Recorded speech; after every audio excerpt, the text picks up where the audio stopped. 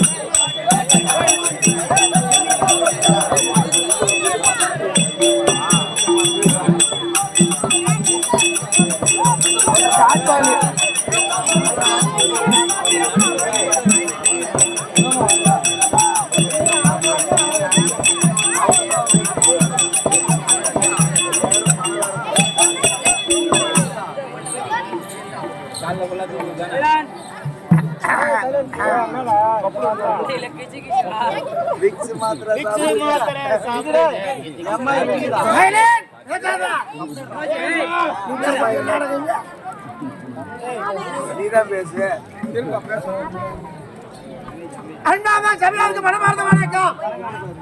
அன்பான பெரியாருக்கு மனமார்ந்த வணக்கம்.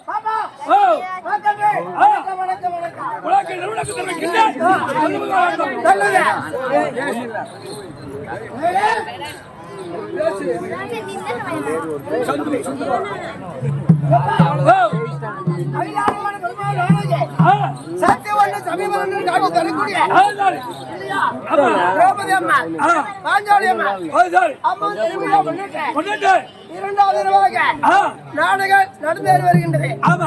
குறைந்தது கிடையாது.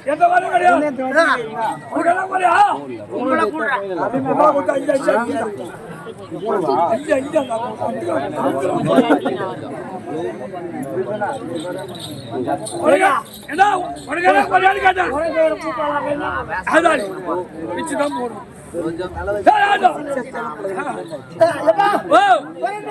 எந்த குறை இல்ல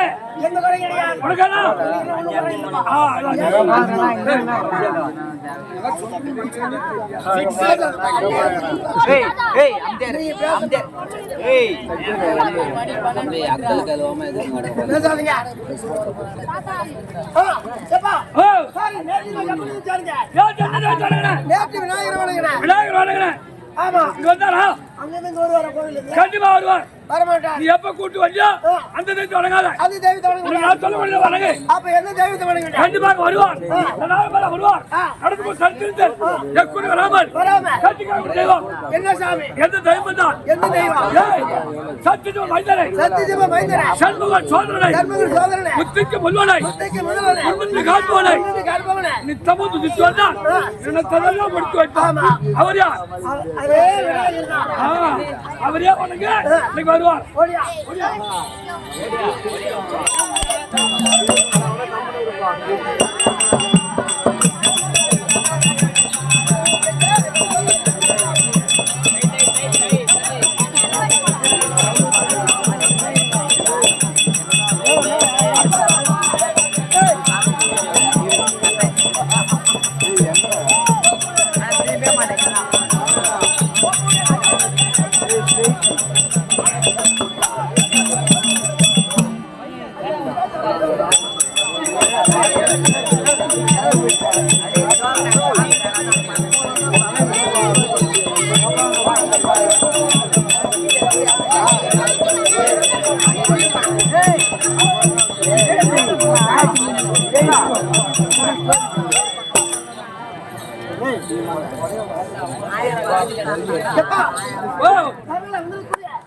அண்ணே தந்தை சகோதரி சகோதரன்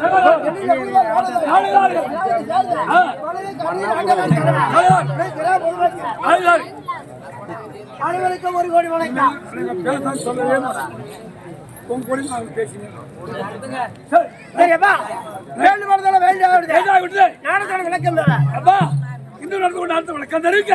எங்க கம்பெனி உரிமையாளர் கூடிய அழத்திருப்பத்தோடு சேர்ந்த வெங்கட்ராமன் வணக்கம்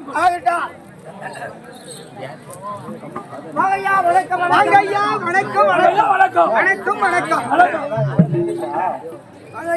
வணக்கம் வணக்கம்.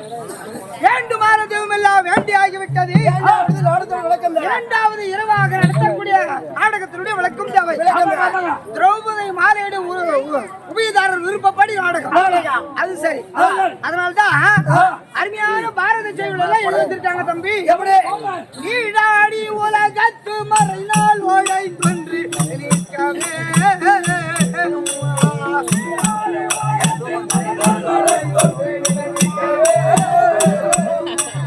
ஈடாடி உலகத்து மறைநாள் ஓடை கொன்று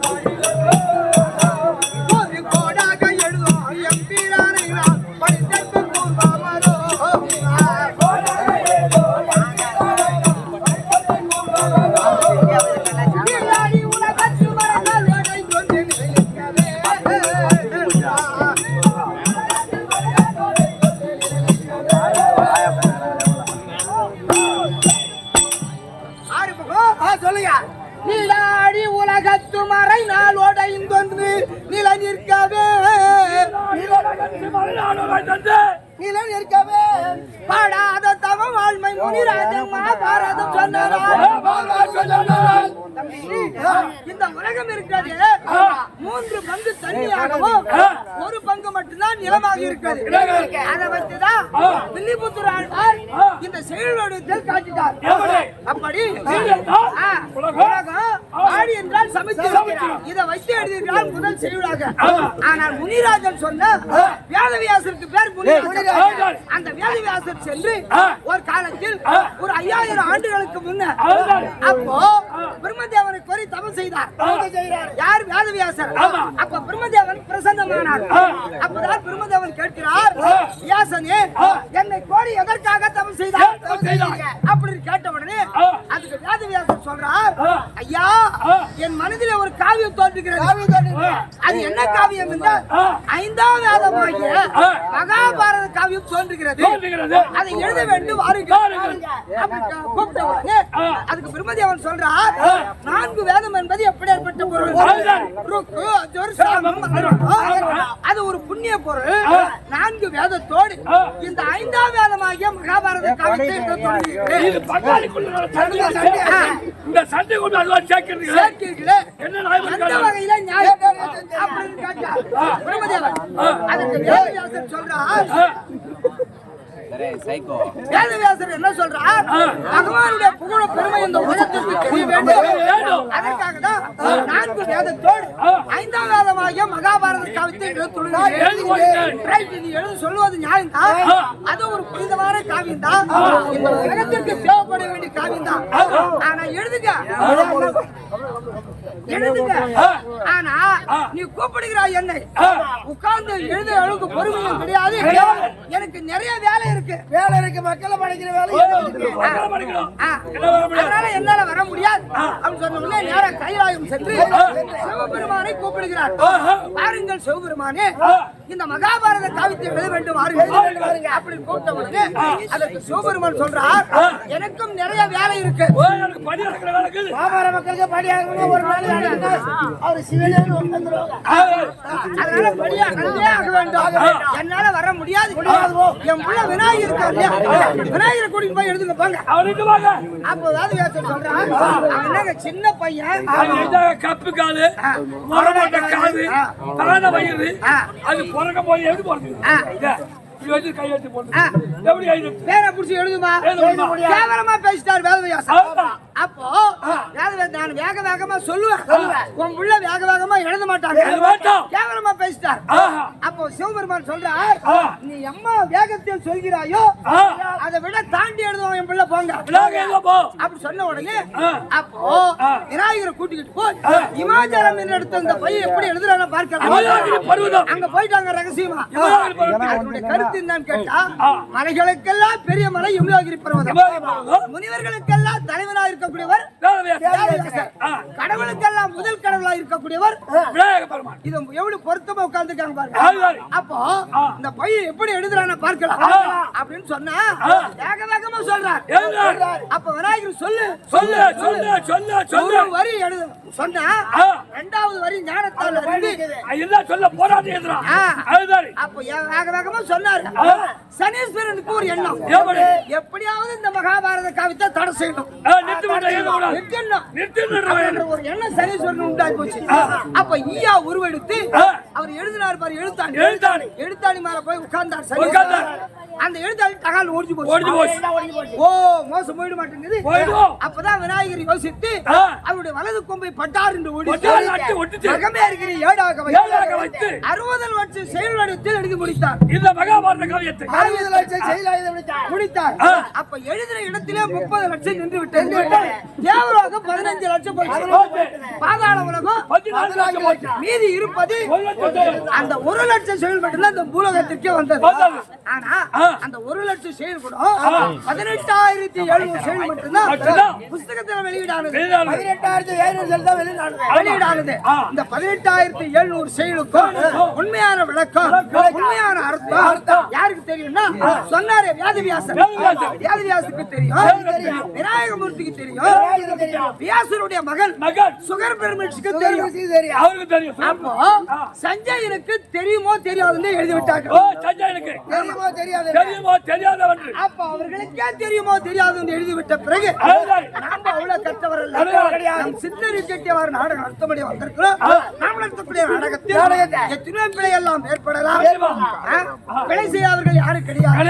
அப்படி நாங்கள் ஏதாவது தவறு செய்து விட்டால், உங்கள் வீட்டில் ஒரு குழந்தை தவறு செய்தால் தப்பு பண்ண மாட்டோம். மின்சொல் பின்சொல்லாக பின்சொல் மின்சொல்லாக அந்த தப்பு தான் பண்ணுவோம். ஆமா, தப்பு வேற எந்த தவறு செய்ய மாட்டோம்.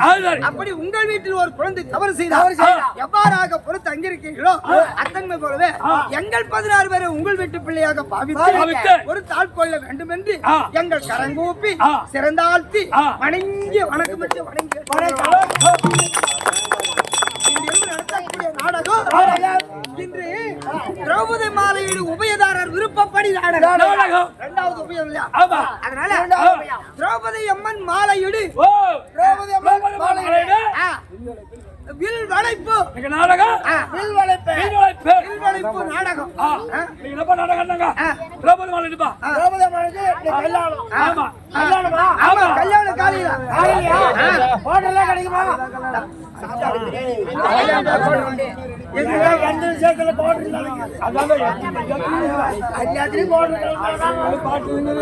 என்ன சேர்ந்தாலும் கட்டு சேர்ந்தாலும் எதெல்லாம் சேர்ந்தாலும்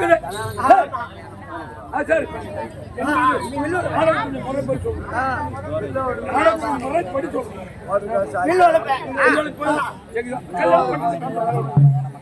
அப்போ இன்று திரௌபதி மாலையீடு வில் வளைப்பு அவங்களுடைய விருப்பப்படி நாடகம்.